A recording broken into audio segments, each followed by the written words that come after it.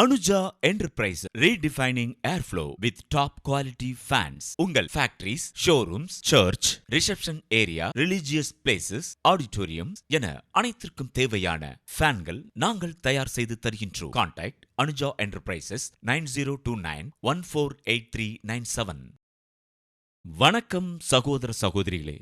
இன்னைக்கு நாம பார்க்க போற வீடியோ இலங்கையில் கச்சத்தீவில் இருக்கக்கூடிய புனித அந்தோணியார் ஆலய திருவிழாவை பற்றி. இந்த வருடம் பிப்ரவரி மாதம் 27, 28 2 நாட்கள் நடைபெற்ற கச்சத்தீவு புனித அந்தோணியார் ஆலய திருவிழாவிற்காக 27ஆம் தேதி விடியற்காலை 1 மணிக்கு, கிட்டத்தட்ட அது ஒரு நள்ளிரவு தான், 1 மணிக்கு நாங்கள் கிளம்பினோம். எங்கேருந்து கிளம்பினோம் அப்படின்னு பார்த்தீங்கன்னா, புனித லூர்தம்மாள் ஆலயம், தூத்துக்குடியில் லூர்தம்மாள்புரத்தில் இருக்கக்கூடிய லூர்தம்மாள் ஆலயத்திலிருந்து தான் கிளம்பினோம். கரெக்டாக பார்த்தீங்கன்னா அதிகாலையில் 5 மணிக்கு நாங்கள் போய் ராமேஸ்வரம் கடற்கரைக்கு சென்றடைந்தோம். முதல்ல அங்கேருந்து ஒரு அந்தோணியார் சிற்றாலயம் ஒன்று இருந்தது, ஒரு கெபி. அந்த கெபிக்கு பக்கத்தில் தான் வேனை பார்க் பண்ணியிருந்தாங்க.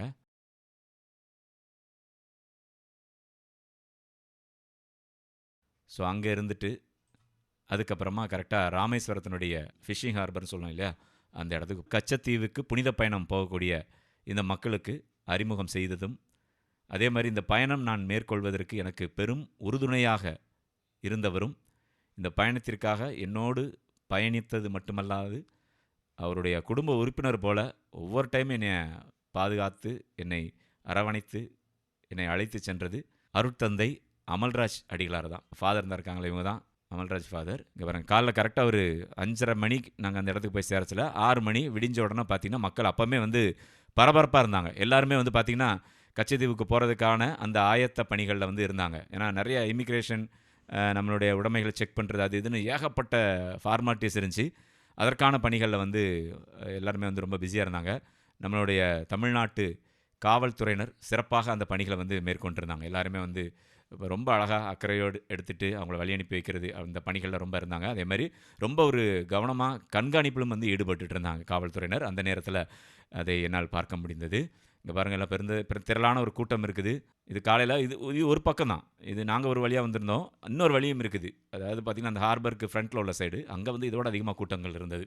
கிட்டத்தட்ட ஒரு 4500 பயணிகள் இந்தியாவிலிருந்து மட்டும் சென்றதாக சொல்கிறாங்க.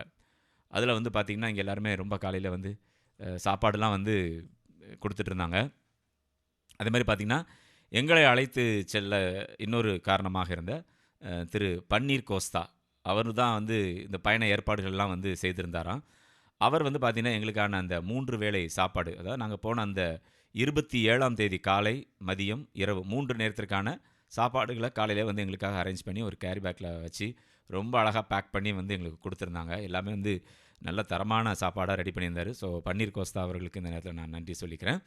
அதே மாதிரி பார்த்திங்கன்னா மலையன்குளம் பங்கை சார்ந்த பிரதர் மைக்கேல் வந்திருந்தார். போன முறை அவர் மலையங்குளம் கோயிலில் போய் நான் அந்த வீடியோ எடுக்கும்போது, மாதாவினுடைய ஆலயத்தை வீடியோ எடுக்கும்போது ஒரு சின்ன அறிமுகம் தான் கிடைத்தது. ஆனால் இந்த முறை அவர் என்னோடு சேர்ந்து பயணப்பட்ட போது ஒரு மிக நெருக்கமான ஒரு நட்பு ஏற்பட்டது.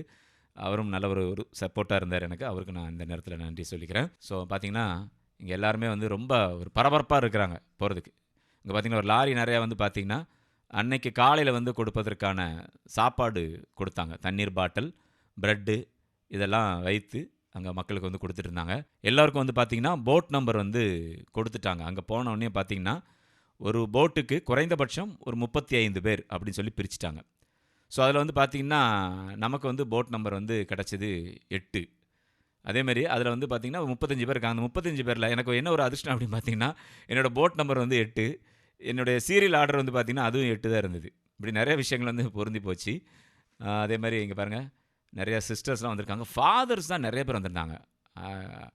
நிறைய பேர் என்னோட பயணித்த அந்த போட்டில் பார்த்திங்கன்னா கிட்டத்தட்ட ஒரு 35 பேரில் ஒரு 20 பேராவது ஃபாதர் சிஸ்டர் தான் இருந்திருப்பாங்க. அவங்க தான் அதிகமாக. பொதுமக்கள் அப்படின்னு பார்த்திங்கன்னா ஒரு 10 பேருக்குள்ள தான் இருந்திருப்பாங்க. அதிகபட்சம் ஒரு 10 பேர். மற்றவங்க எல்லாருமே பார்த்திங்கன்னா அருட்சகோதரிகள், தந்தையர்கள் தான் இருந்தாங்க. ஸோ இப்படி எல்லாருக்கூடையும் சேர்ந்து இந்த திருப்பயணம் மேற்கொண்டது ரொம்ப சந்தோஷமாக தான் இருந்துச்சு. நிறைய பேருக்கு பார்த்திங்கன்னா இந்த கச்சத்தீவு போகிறதுக்கு எப்படி நம்ம போகிறது, என்ன மாதிரியான ஃபார்மாலிட்டிஸ், யாரை அணுகிறது, எங்கே போய் ஃபார்ம் வாங்குறது, என்ன மாதிரியான ஃபார்மாலிட்டிஸ்லாம் இருக்குது அப்படிங்கிறது தெரியாது. அதை பற்றி நான் அந்த வீடியோக்களில் கண்டிப்பாக இனிமேல் தொடர்ந்து நான் உங்களுக்கு சொல்கிறேன். போக விரும்புகிறவங்க போகலாம். ஆனால் யாரெல்லாம் போகணும், யாரெல்லாம் போகக்கூடாது அப்படிங்கிறத இந்த காணொலியில் கண்டிப்பாக நான் உங்களுக்கு சொல்லிடுவேன். ஸோ இங்கே பாருங்கள் நம்ம உள்ளே வந்தாச்சு, ராமேஸ்வரம் படகு துறைக்கு வந்தாச்சு. இந்த பாருங்கள் தூரமாக தெரியுது பார்த்தீங்கன்னா ராமேஸ்வரம் ஆலயம் தெரியுது பாருங்கள். அங்கே பாருங்கள் அங்கே ஒரு கோவில் இருக்குது பார்த்தீங்கன்னா, அந்த கோவில் நான் பார்த்தேன் இங்கேருந்து. இங்கே பாருங்கள் இதுதான் அந்த படகுத்துறை. இங்கே தான் நமக்கான போட்லாம் வந்து வரும். நீங்கள் படகு பயணம் அப்படின்னு சொன்னால் சொகுசாக போகலான்னு நினச்சிடாதீங்க. அது வந்து நம்ம நாட்டு படகு தான், லாஞ்சி அப்படின்னு சொல்லுவாங்க இல்லையா, அந்த மாதிரி படகுகள் தான். அதில் தான் நம்ம போகணும். நல்லா இருந்துச்சு. ஆனால் நம்ம இப்போ படகுல போகிறதுனால நம்ம ஏதோ கஷ்டப்படுத்தி கூப்பிட்டு போகிறாங்களாம் இல்லை. படகுலாம் நல்லா சுத்தமாக க்ளீன் பண்ணி, நிறையா படகுகளில் மேலே வந்து டாப் வந்து அடைச்சிருந்தாங்க. இந்த வலைகள் வைத்து அப்புறம் ஃப்ளக்ஸ் வச்சுலாம் வந்து நிழலுக்காக அடைச்சிருந்ததை பார்க்க முடிஞ்சது. ஆனால் எனக்கு எப்போயுமே ஒரு சின்ன சத்திய சோதனை நடக்கும். ஆனால் நான் போன படகுல வந்து பார்த்திங்கன்னா மேலே சீலிங் இல்லை, கொஞ்சம் வெயிலில் காய வச்சு அப்படி தான் கூப்பிட்டு போனாங்க. சரி, ஆனால் நம்ம அதெல்லாம் பார்க்கக்கூடாது இல்லையா, நம்ம போகிற பயணமெல்லாம் சொகுசாக தான் போகணுன்னா அது எப்படி எதிர்பார்க்க முடியும் சொல்லுங்கள். இந்த பயணத்திற்கான கட்டணம் அப்படின்னு பார்த்தீங்கன்னா 2000 ரூபாய் போட்டுக்கு வந்து நம்ம கொடுக்க வேண்டியிருக்கும். சரிங்களா, அது நீங்கள் யாரை வச்சு போகிறீங்களோ அதை வச்சு அந்த தொகை வந்து முன்னாடியும் பின்னாடியும் வரலாம். ஆனால் 2000 ரூபா வந்து கரெக்டான தொகை. அதுக்கு மேலே வர்றது நம்ம அழைச்சிட்டு போகக்கூடிய ஆட்கள், அப்புறம் நமக்கு தேவையான சாப்பாடுகளை ரெடி பண்ணி தருவாங்க ப்ரைவேட்டாக. ஸோ அதுக்கு கொஞ்சம் கூட நம்ம கட்டணம் செலுத்தினா நல்ல சாப்பாடு கிடைக்கும். எனக்கு அந்த மாதிரி நல்ல சாப்பாடு கிடச்சிது. ஸோ இங்கே பாருங்கள், எங்கள் படகு தான் number 8 R Riyan R Rayan அப்படின்னு போட்டிருந்தது, இலக்கம் 8. இந்த படகுல தான் நாங்கள் போக போகிறோம். லைஃப் ஜாக்கெட் எல்லாமே வந்து அதில் வச்சுருந்தாங்க, சேஃப்டிக்காக வச்சுருந்தாங்க. எல்லாருமே அப்பப்போ எடுத்து அதை மாட்டிக்கிட்டாங்க. எப்போல்லாம் அப்படின்னு பார்த்தீங்கன்னா, இந்த ரோந்து படை, இந்திய இலங்கை ரோந்து படைகள்லாம் வரும்போது லைஃப் ஜாக்கெட்டை மாட்டுங்க அப்படின்னு நம்ம போட்மேன் ஒரு சவுண்டு விடுவார், எல்லோரும் எடுத்து மாட்டிடுவாங்க. அது எதுக்காக மாட்ட சொல்கிறாங்க அப்படிங்கிறத நம்ம மக்கள் புரிஞ்சிக்கல. வெளியே வாசலில் வந்து பார்த்திங்கன்னா இமிக்ரேஷன்லாம் வந்து நடந்தது. ஃபுல்லாக கம்ப்ளீட்டாக செக் பண்ணிட்டு நம்ம கொண்டு போன லக்கேஜ் எல்லாத்தையும் ஓப்பன் பண்ணி பார்ட்டாக உள்ளே என்ன துணி வச்சுருந்தா சரி எல்லாத்தையும் ஓதறி உள்ளே என்னெல்லாம் வச்சுருக்கிறீங்க. நான் ஒரு சின்ன ஒரு கூடாரம் டென்ட்டு வந்து கொண்டு போயிருந்தேன். அதில் அந்த கூடாரம் மாட்டுறதுக்கான கம்பிகள் இருந்ததுனால அப்படியே கொஞ்சம் மேலேங்களையும் பார்த்தாங்க. சார் டென்ட் அப்படின்னு சொன்னதுக்கப்புறம் ஓகே கொண்டு போங்க அப்படின்னாங்க.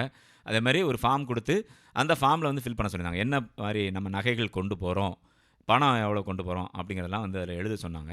பணம் பிரச்சனை இல்லை, அதை எழுத வேண்டிய அவசியம் கூட கிடையாது. ஆனால் நகைகள் கொண்டு போகிறாங்கன்னா மோதிரம், நிறைய பேர் பார்த்திங்கன்னா 2 மோதிரம் போட்டிருக்கேன், ஒரு பெரிய செயின் போட்டிருக்கேன், தாலி செயின் இத்தனை பவுனுக்கு போட்டிருக்கோம் அப்படிங்கிற மாதிரிலாம் அது எழுதி வந்து கொடுத்தாங்க. அதெல்லாம் கொடுத்துட்டு தான் இது பண்ணாங்க. அப்புறம் பாருங்கள் போட் வந்தாச்சு. இப்போ போட்டை வந்து மக்கள் ஏறுறதுக்காக கரெக்டாக அந்த பிளாட்ஃபார்மை ஒட்டி விடுறாங்க. அதுதான் அந்த போட்டுக்காரங்க பண்ணிகிட்ருக்குறாங்க. ஏன்னா அப்போ ஏற முடியும் இல்லையா, பார்த்து கவனமாக ஏறணும். கொஞ்சம் ஸ்லிப் ஆனாலும் தண்ணிக்குள்ளே தான் போகணும். எப்படியும் அதில் ஒரு 20 அடி ஆழமாவது இருக்கும் அந்த இடத்துல. இங்கே பாருங்கள், எல்லோரும் வந்து ரெடியாக இருக்கிறாங்க. இப்போ வந்து லிஸ்ட்டு செக் பண்ணி நம்ம வந்து உள்ளே ஏற விடுவாங்க. போலீஸ் வந்தாச்சு பார்த்தீங்களா. இவங்களாம் வந்து கஸ்டம்ஸ் ஆஃபீஸர் ஒருத்தர் நிற்கார் பாருங்கள் ஃப்ரண்ட்டில். கஸ்டம்ஸ் எல்லாருமே வந்திருந்தாங்க. அங்கே எல்லாருமே நேம் செக் பண்ணி வெளியே நமக்குன்னு சொல்லி ஒரு அடையாள அட்டை ஒன்று கொடுக்குறாங்க. அடையாள அட்டை அதோடு பார்த்திங்கன்னா நம்மளுடைய ஆதார் கார்டையும் கண்டிப்பாக கொண்டு போகணும். இந்த பாருங்க, முதல்ல அவங்க போட்டை செக் பண்ணுறாங்க. போட்டுக்காரங்க எதையாவது கொண்டு போகிறாங்களே இலங்கைக்கு அப்படின்னு சொல்லிட்டு அதெல்லாம் திறந்து பார்த்தாங்க.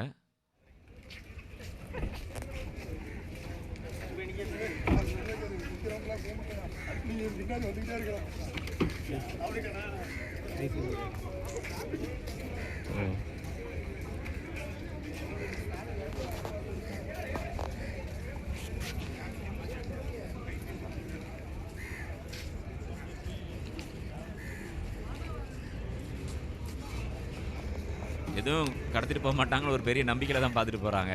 இல்லைன்னா உள்ளே இறங்கியிருப்பாங்கல்ல இல்லையா.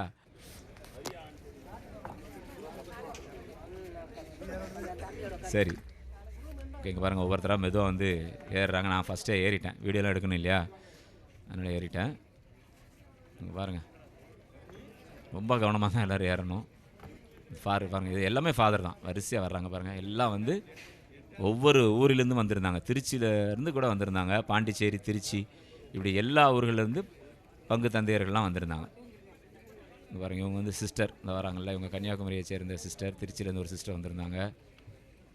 இப்படி எல்லோரும் ஏறினதுக்கப்புறமா லைஃப் ஜாக்கெட்டை வந்து எல்லாரையும் வந்து போட சொன்னாங்க. எல்லா பாதுகாப்பும் ரொம்ப பர்ஃபெக்டாக நம்ம இந்திய அரசு சார்பில் வந்து பண்ணியிருந்தாங்க. ரொம்ப சந்தோஷமாக இருந்தது. பார்த்தீங்களா, நமக்கு பின்னாடி வந்த ஒரு லாஞ்சு, அதுக்கு பக்கத்தில் போலீஸ் அவங்களே வந்து செக் பண்ணிகிட்டு இருக்கிறாங்க.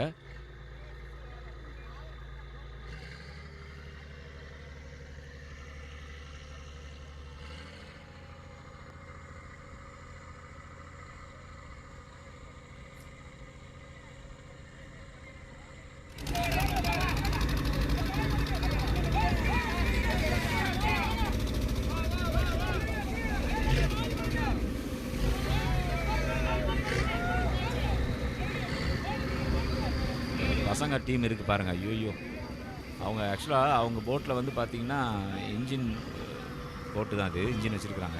அது இழுவை திறன் வந்து கொஞ்சம் கம்மி போல். இப்போ என்ன பண்ணுறாங்க அந்த பசங்க, நாங்கள் போன இந்த போட்டில் இருக்கக்கூடிய அந்த மீனவர்கிட்ட அவங்க போட்டிலேருந்து ஒரு கயிறை கொடுத்து இழுக்க சொன்னாங்க. ஏன்னா இது பெரிய லான்ச்சில் நாங்கள் போனது. அது என்ன பண்ணோன்னா இந்த சின்ன படகை வந்து அந்த நல்லா வேகமாக இழுத்துட்டு போகும், அதுக்காக கொடுத்து இழுத்துட்டு போங்கன்னு சொல்லிட்டாங்க.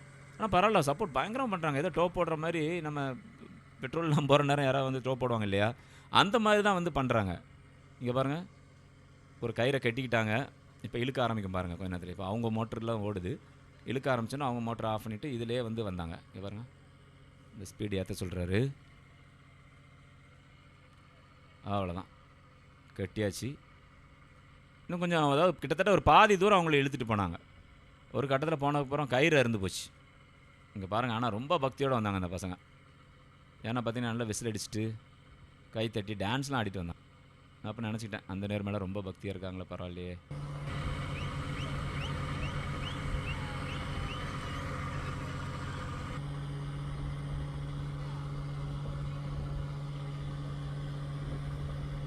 இதுதான் எங்கள் போட்டினுடைய படகு ஓட்டுநர். இதில் உட்காந்துருக்காரு பாருங்க ஒருத்தர். அவர் வந்து ஃபாதர். அவர் இந்த ரூமை வந்து அவர் பிடிச்சிக்கிட்டு அதில் உட்காந்துட்டு படகு ஓட்டுற மாதிரி ஆக்ஷன்லாம் கொடுத்துட்டு இருந்தாங்க. அந்த பின்னாடி நிற்கிற 3 பேரும் வந்து 4 பேருமே படகு அந்த ஓட்டுநர்கள் தான். ஆர்கனைசர் அவர், அந்த ரெட் டிஷர்ட் போட்டுக்காரு. இங்கே பாருங்கள், ஃபாதரை பாருங்கள், சுற்றுறது பாருங்கள். அவர் எல்லோரும் கேப்டன் இருந்தாங்க, மற்ற ஃபாதர்ஸ்லாம். அந்த ஒருத்தர் நிற்கார் பாருங்கள், இவர் தாங்க நல்லா காமெடி பண்ண ஃபாதர். அப்புறம் இந்த பக்கம் ப்ளூ டிஷர்ட் வந்து பாண்டிச்சேரியிலேருந்து வந்திருந்த பங்கு தந்தை. நீலக்கடலின் ஓரத்திலும் பாடணும் போல் இருந்தது, அவ்வளோ அழகாக இருந்தது அந்த கடல்.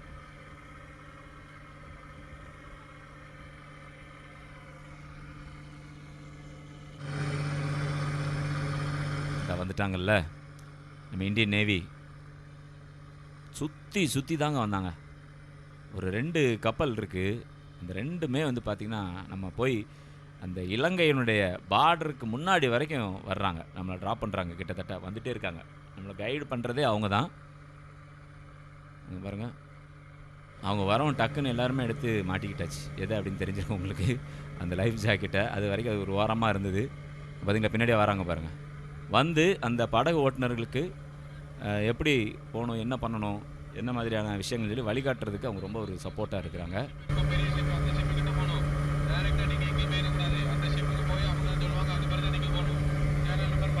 பார்த்தீங்களா, வந்துகிட்டே இருக்காங்க, கூடவே வந்துகிட்டே இருக்காங்க.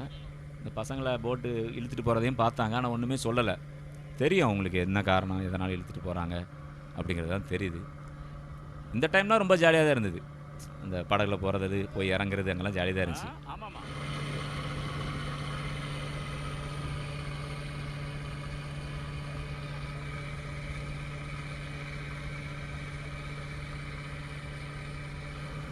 நங்கூரம் போடுறதுக்கு ரெடி ஆகிட்டாங்க. ஏன்னா இப்போ வந்து நம்ம கச்சத்தீவை நெருங்கியாச்சு. நம்மளை இறக்கி விட்டுட்டு அவங்க வந்து நங்கூரத்தை போட்டுட்டு ரெஸ்ட் எடுக்கணும் இல்லையா. அவங்களும் எங்களோட தான் தங்கியிருக்கணும். தங்கியிருந்து மறுநாள் எங்களை அழைச்சிட்டு வரணும். இந்த நாங்கள் போன அந்த 35 பேரையும் ஒருத்தர் வரலனாலும் இந்த போட்டை அவர் எடுக்க முடியாது. ஏன்னா லிஸ்ட் செக் பண்ணுவாங்க, 34 பேர் தான் இருக்கிறாங்க, அந்த 5ஆவது ஆளை எங்கே அப்படின்னு கேட்கும்போது அவர் ஏறலை அப்படின்னு சொன்னாங்கன்னா போய் ஏற்றிட்டு வந்து நீ வண்டி எடுன்னு சொல்லிடுவாங்க. அது ஒரு நல்ல விஷயம் தான், பாராட்டுக்குள்ள ஒரு விஷயம் தான். ஏன்னா யாரும் விட்டுட்டு வந்துடக்கூடாது, அது ஒன்று இருக்கு இல்லையா. கச்சத்தீவை பொறுத்த வரைக்கும் இலங்கை இராணுவத்தினுடைய முழு கட்டுப்பாட்டில் இருந்ததை நம்மளால் அங்கே பார்க்க முடியுது. இங்கே பாருங்கள், எல்லாம் ரெடி பண்ணிட்டாங்க.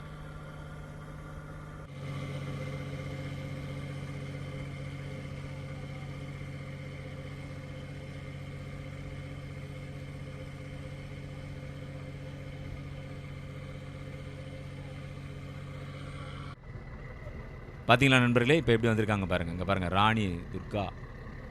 இது வந்து நம்ம இந்திய இராணுவத்துக்குள்ளது. செம சப்போர்ட் பண்ணிகிட்டு இருந்தாங்க. நம்ம படகுல இருக்கிறவங்க நல்லா டாட்டாலாம் போட்டால் நல்லா டாட்டா காட்டுறாங்க. எல்லாரையும் வந்து ஒரு இன்முகத்தோடு வழி அனுப்பி வச்சாங்க, நிறைய அட்வைஸ் கொடுத்தாங்க.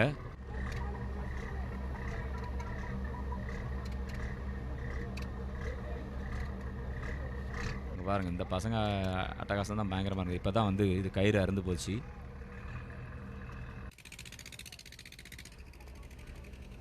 அவ்வளோ கம்பீரமாக போகிறாங்க பாருங்கள்.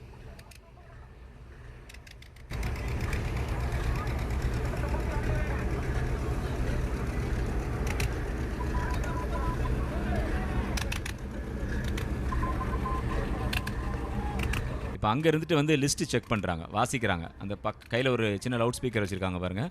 அது மூலமாக மொத்தம் 35 பேரா இல்லை 15 பேரா அப்படிங்கிறதெல்லாம் வந்து அங்கேருந்து அனௌன்ஸ் பண்ணி கேட்டுகிட்டே இருந்தாங்க. இவங்க இங்கேருந்து படகுலேருந்து பதில் சொல்லுவாங்க, அந்த படகு ஓட்டுநர்கள்லாம்.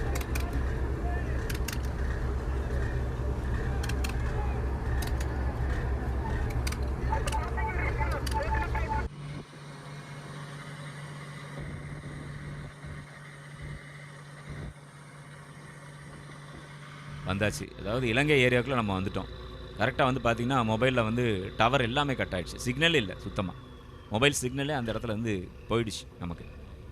இங்கே பாருங்கள், இலங்கை காவல் பார்த்தீங்களா, பார்க்குறாங்க, அங்கேருந்தே பார்க்குறாங்க.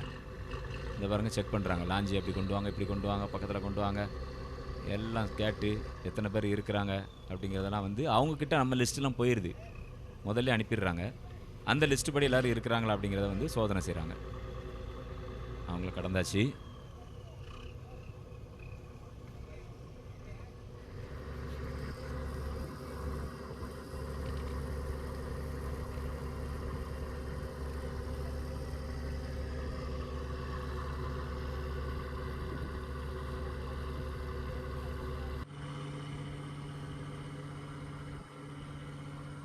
பாருங்கள், அங்கே ஃப்ரண்ட்டில் நிறைய லான்ச் தெரியுது பார்த்தீங்களா, எல்லாம் நம்ம டீம் தான் போயிட்டுருக்குறாங்க, இந்திய மக்கள்.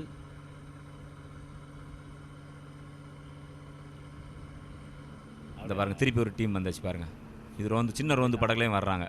வந்து சில லாஞ்செல்லாம் வந்து நிப்பாட்டி சோதனை போடுறாங்க. சரி, எல்லாத்தையுமே கம்ப்ளீட்டாக செக் பண்ணுறாங்க, பண்ணிகிட்டே இருக்கிறாங்க, திரும்ப திரும்ப திரும்ப. இங்கே பாருங்கள்,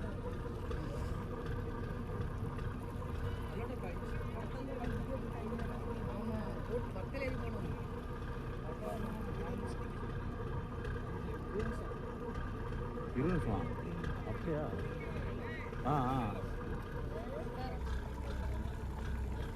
நம்ம தீவை நெருங்கியாச்சு. தீவு வந்து தெரியுது பார்த்தீங்களா லாங் ஷாட்டில்.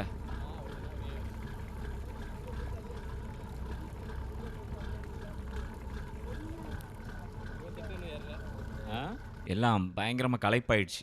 ஏன்னா அட்டி வெயில் பயங்கரமாக இருந்தது. தண்ணி கொண்டு போன தண்ணிலாம் வந்து பார்த்திங்கன்னா ரொம்ப கேர்ஃபுல்லாக எல்லாருமே குடிச்சிட்டு இருந்தாங்க. ஏன்னா 2 நாளைக்கு வேணும் தண்ணீர். அங்கே எப்படி இருக்குமோ நமக்கு வந்து தெரியாது இல்லையா. அதனால் கொண்டு போகிற தண்ணியை வந்து ரொம்ப கவனமாக வச்சுக்கணும். பார்த்தா நிறைய பேர் வந்து பார்த்திங்கன்னா அந்த 5 லிட்டர் கேன் இருக்குல்ல, அதிலலாம் ஒரு 4-5 வாங்கிட்டு வந்துட்டு இருந்தாங்க. இப்போ நீங்கள் தனியாக போகிறீங்க அப்படின்னு சொன்னால் கண்டிப்பாக உங்களுக்கு வந்து ஒரு 5 லிட்டர் கேனாவது நீங்கள் வச்சுக்கோங்க. வச்சுருந்தாலும் மட்டும்தான் நீங்கள் தப்பிச்சிங்க. இதை பாருங்கள், ரோந்து படகு பாருங்கள், வந்துகிட்டே இருக்காங்க பாருங்கள், கூடவே வர்றாங்க. எந்த இடம் வழியாக போய் இந்த போட்டை வந்து விடணும் அப்படிங்கிறதெல்லாம் ரொம்ப கரெக்டாக பண்ணிகிட்டு இருந்தாங்க.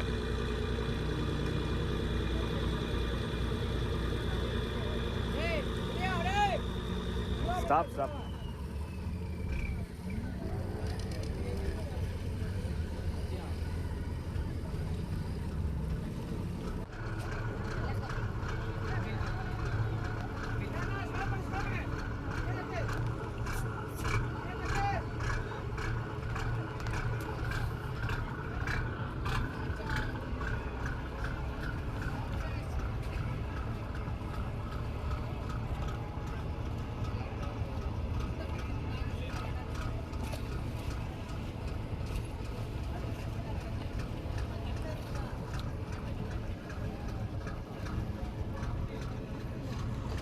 இதாங்க கச்சத்தீவு.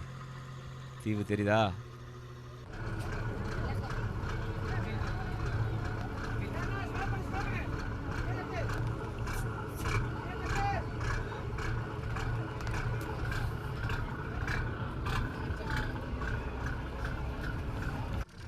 கச்சத்தீவுக்கு வந்தாச்சு.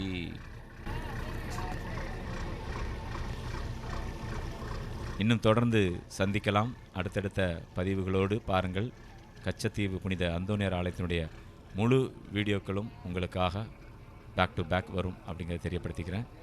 மீண்டும் அடுத்த பதிவில் உங்களை சந்திக்கின்றேன். அதுவரை உங்களிடமிருந்து வணக்கம் கூறி விடைபெறுவது உங்கள் அன்புக்கு சொந்தமான உங்கள் அன்பு அறிவிப்பாளர் ஆர். ஜூட்.